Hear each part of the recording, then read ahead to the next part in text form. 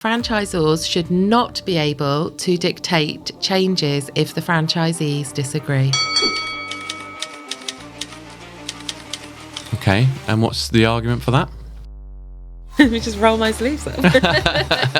Actually, this is coming whether you like it or not. There's a whole societal change that's taking place. It's in the contracts. You're harsh, Ed. Don't let the tail wag the dog. Oh, that is something that I hear all the time about franchisee-franchisor relationship. I don't like that phrase at all. No dictators. I'm arguing your side for you now, Ez. Thanks. Keep going, that might win.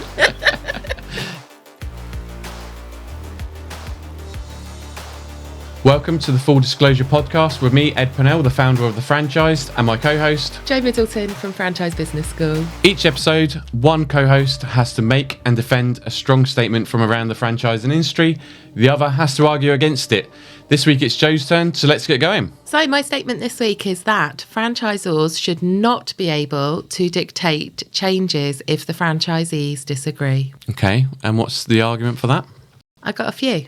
Right. Oh, right. Okay, a few. Let me just roll my sleeves up. So the franchisor is often no longer running a territory. They're no longer going out delivering the product or the service in local communities that they first started when they founded the business. So the franchisees are the ones that are customer facing. They're the ones that are often owner operators or managing teams of staff that are out in their territories delivering the product or service. So for a franchisor to dictate changes when a franchisee is disagreeing could potentially damage the service or the product that is being delivered on the ground. Okay. Maybe in the short term. I might concede that, maybe on the short term, but in the long term, the franchisor should have good open communication channels with all franchisees and understands all of their challenges in all of the locations they have. And for the good of the overall brand, they're able to spot market trends that are going to be coming, things that are going to be happening that could impact that individual location in the medium to long term. So therefore, I think they should be able to have some form of control over, well, now this is the way it's going. I'm trying to think of an example, but like I keep coming back to McDonald's because it's like the easiest one to think of, isn't it? Right? Like if you can see there's a trend for vegan food, yeah, you might say no because we're in the south of America and we just eat barbecue food. Well, actually, this is coming whether you like it or not. There's a whole societal change that's taking place. Vegan option should be available on the menu. Interesting. The thinking about McDonald's and changes, there's something that I read where, you might know more than me about this, but the franchise McDonald's insisted that all franchisees spend $500,000 on opening a second lane for the drive-through. And they insisted and made it obligatory in amongst the franchise. So suddenly there was a massive kickback with McDonald's franchisees because as a franchisee, you're running your business, it's all going well. And then suddenly you've got, you're going to have to spend $500,000. And you can expect that sort of pushback. But I guess it all boils down to change management and how it's implemented and communication, like you say, as well. Yeah, and that's the thing, I guess. If you think about some of the franchise locations or franchisees that are struggling, forking out a good chunk of money because the franchisor tells them they have to. So I'm arguing your side for you now, Ez. Keep going, that might win. It's going to be tough on them, right? But I guess that's, again, where the kind of communication side of thing has to come into play. Do you know of any examples maybe where that has been the case and the franchisor has actually said, well, look, we'll support you or finance it to allow that to happen? I think I can't think of any examples off the top of my head. But what I do think is that if a franchisee is struggling financially and a franchisor is making a decision that's going to impact the bottom line, it needs to be done in a way that the franchisor is supporting the franchisee, the head office is supporting the franchisee through the changes to make sure that it is beneficial financially rather than going to be detrimental to the franchisee's business, because the franchisor's got a duty to make sure that the franchisee is trading positively. Yeah, I guess. So what other arguments have I got for that? You've got a whole list. I think a big part of the reason why people would buy into franchises is because there is a proven methodology. There's standardized processes across the whole brand, and so people know what to expect when they go to that. If you make changes in certain areas but not in all, that's going to damage it, and it's just going to be like, okay, it's just the logo, but actually uniform. Yeah, it's not uniform. So if it's for the majority, it's for the good of the overall brand.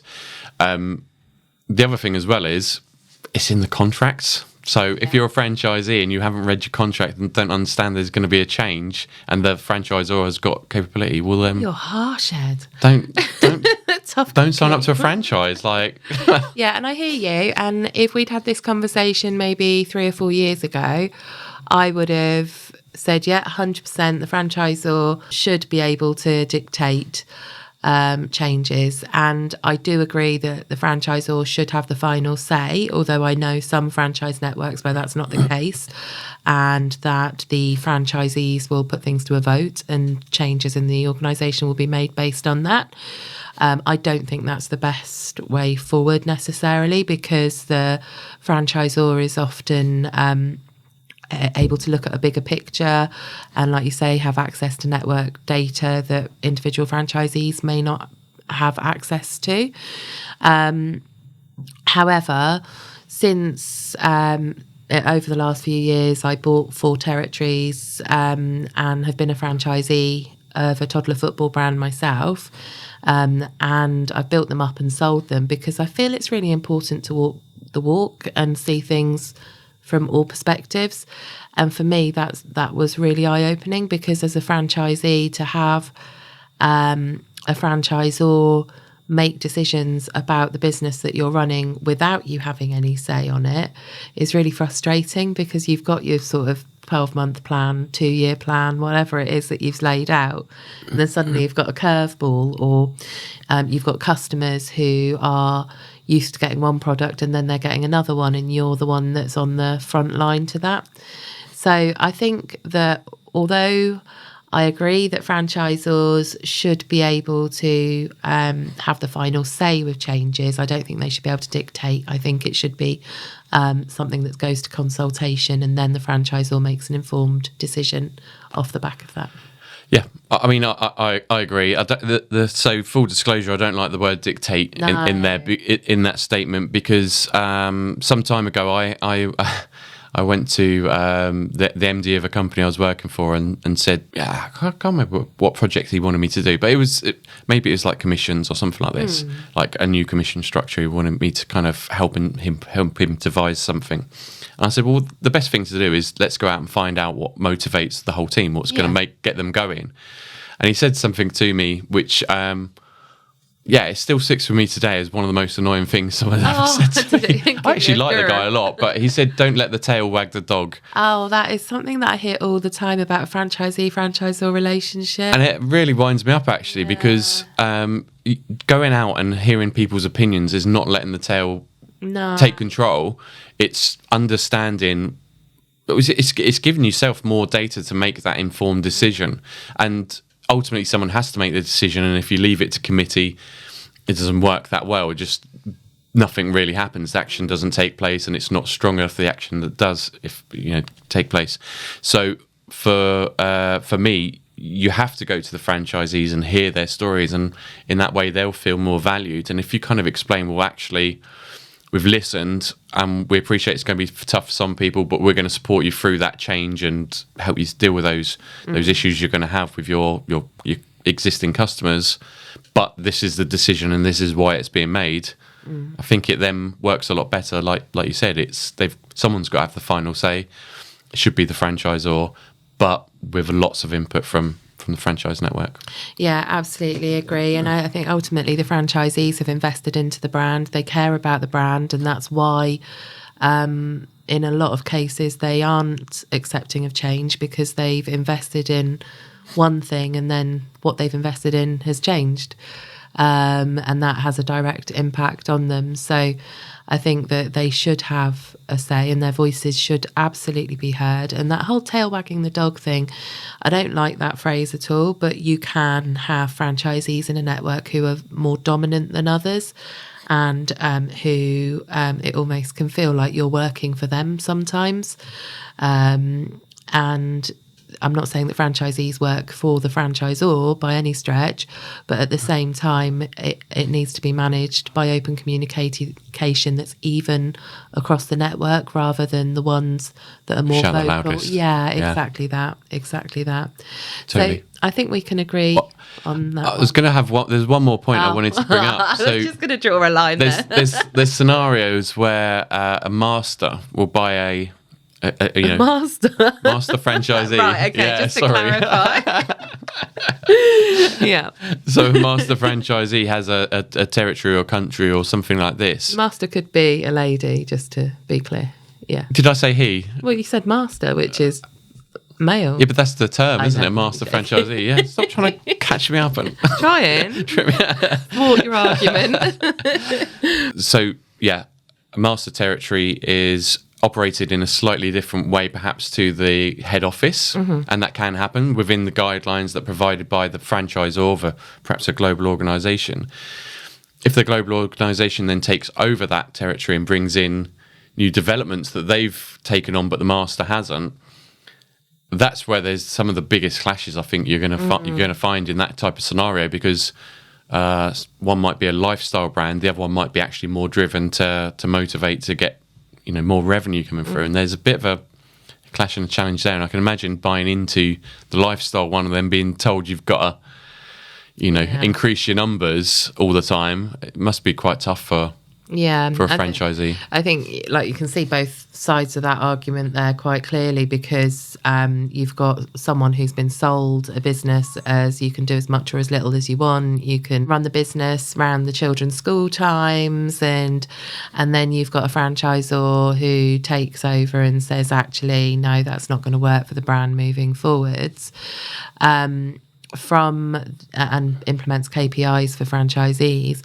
From the franchisor's perspective, once a territory is sold, if they're getting a percentage of revenue rather than a flat fee each month, and you've got the neighbouring territory that's bringing in £1,000 a month in fees, but because that one's being run by a lifestyle brand next door, it's only bringing in 200 by a lifestyle franchisee in the neighbouring territory, they're only bringing in a fifth of the franchise fee.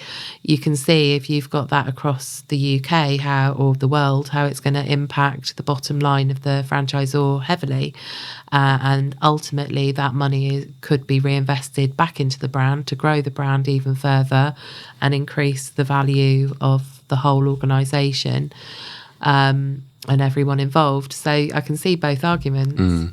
Yeah, it's a tough one when it gets to that kind of level, because there's so many people that are going to be impacted, I guess, with changes. But again, I feel like I beat this drum a lot, but it's about communicating effectively through the different levels, and even if it's across a flat level, just the communication has to be so strong, and understanding, a lot of empathy involved as well.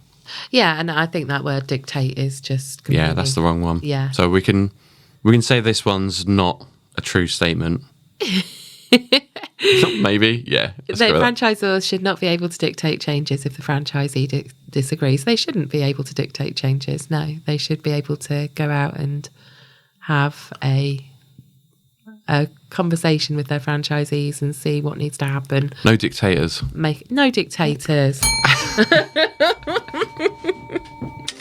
Here's what's coming up next on the Full Disclosure Podcast. Franchisors should have the final say on franchise resales. Thanks for listening, and if you enjoyed this episode, please make sure you hit the subscribe button to be alerted for when the next episode is out. Also, please share the podcast far and wide, because the more people we can educate about franchising, the better. Catch you on the next one. Bye bye.